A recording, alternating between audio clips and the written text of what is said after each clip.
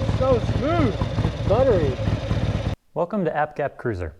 It's nasty outside in the middle of the winter. You might have gotten into a project on your motorcycle like I did. I want to go over exactly what I put into my 124 build on my 19 Road Glide.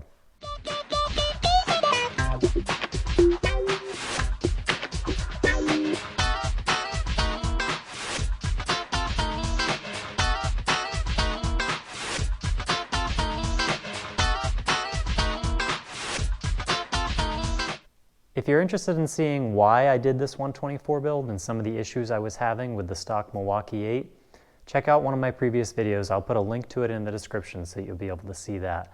But what I want to go through in this video is what exactly I put in for parts in this engine and why I did it. Hopefully it can help you if you're doing a build similar, or if you're just curious and love engines like I do, you'll probably enjoy it. So I'm going to break down into categories the parts that I put into this thing. It's a long list. I'm going to rapid fire them. So starting off with Dark Horse Crankworks, I had them do my case and everything inside. So they did a bunch of things for me. First was a full blueprint and balance of the crankshaft, the Timken bearing conversion. I got the Man of War motor sprocket from them, also Carrillo H-beam rods, the Dark Horse welded crank pin and pro plugs, fueling cylinder studs, and they removed the counterbalancer for me. And they did a great job. I really like the work that they did. I'm really confident that this is going to be a good setup. It's going to be really bulletproof. And the crankcase is really the base for the whole engine, so very important.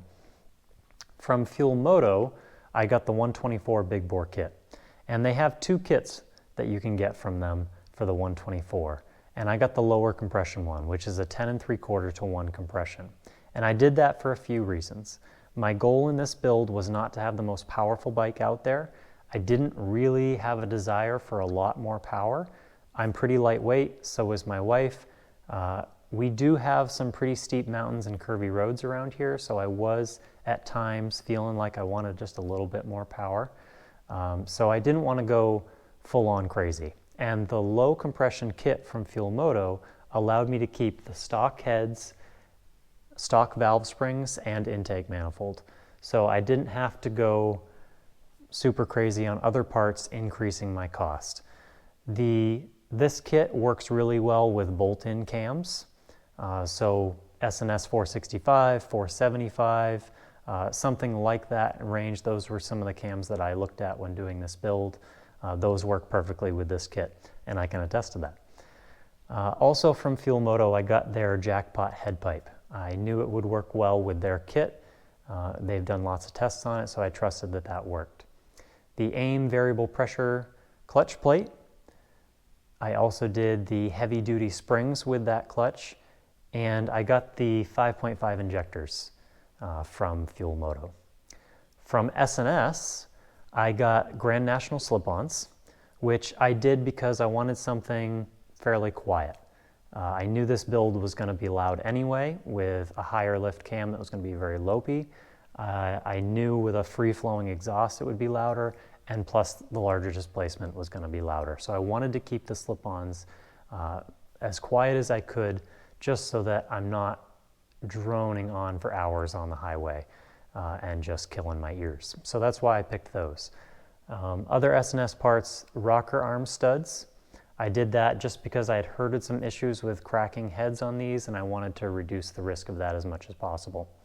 I did S&S's oil pump and cam plate, their premium lifters, their billet tappet cuffs, and I did their 475C cam, which is their chain drive cam. I did not switch to gear drive on this. I did their cylinder head bolts, and as you can see, I did their self air cleaner. And kind of some odds and ends from other companies. I did the fueling solid push rods. I did that because they're much stronger than adjustable. There's no chance of them slipping, and they don't have as much flex as an adjustable push rod might, so I get more accurate valve timing that way. I did the Andrews pinion drive gear, which I also did just for accurate valve timing. I was in there, why not do it? I did the fueling vented dipstick, which works out really nicely. I also did the Hayden chain tensioner and the Trask clutch basket. I used the Thundermax oil cooler fan, and I got the TTS Master Tune for tuning. I know that's a super long list, it's a lot of information to throw at you, but again, my goal with this build was not to be the most powerful bike. I just wanted something super reliable. So that starts with the base. That's the crankcase and everything in it. So I got that. That's where I put in most of the money spent. There's a lot of debate on what the best parts are to put into a build. Most people feel like S&S and Fueling are good companies to go with, and you can kind of trust that they're going to be good quality parts. I would agree with that with all the ones that I put in here. I used a little bit of a mix of S&S and Fueling for most of the parts, and I think they have great quality parts and they've done a great job. I'm going to show you the dyno chart. The dyno chart is really impressive with this, and it's really a testament to a good tuner as well. So I had Wilkins Harley-Davidson tune this for me, and as you can see, the curve is nice and smooth. And the 475 cam from S&S, which is usually a high RPM cam, became a mid-range cam with this 124 kit from Moto. And that's really what I was looking for. And the 475 cam has a great sound to it.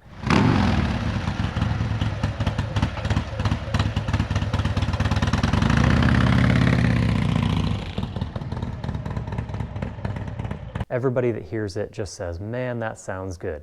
And that's a big reason why I wanted to go with this cam. I had heard it and just loved it. And I felt like that's how I want my bike to sound. So the fact that it was a mid-range cam, which is exactly what I was looking for, along with that great sound, and it was S&S, which matched my lifters and my cam plate and my oil pump. It just kept everything kind of uniform, and I could buy it as a kit. So I was really excited to be able to do that. So that's why I chose that cam. It would take forever to go into all the details of why I picked every single little piece. I did so much research, so many hours of on the phone and researching online, talking to other people who have done something similar, using my own knowledge from aviation and working on engines and combining that with what I know about Harleys. And I was able to do a lot of this engine work myself because of that. So on my previous video, I got a lot of questions on cost. What does this build cost? And I'm really hesitant to tell you that, because it's going to be different for everyone. I was able to take this engine almost all the way apart myself, just because of my experience in working with engines, which cut down the cost a lot. I also got part of this engine build under warranty.